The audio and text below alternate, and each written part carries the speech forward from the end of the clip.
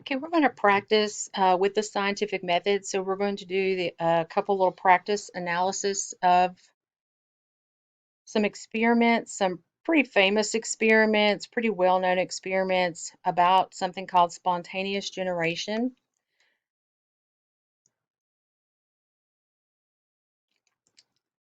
So what I'd like for you to do here is to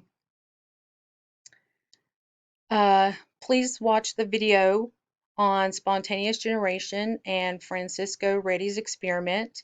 The video is linked here to the title where it says spontaneous generation and Francisco Redi. Francisco Redi's name here, or Francesco Redi. This is a little bit of biographical information.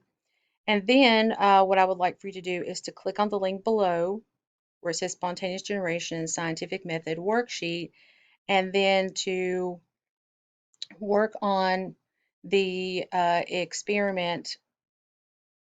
And by work on the experiment, I mean to read the information about the experiment and to do a little bit of analysis.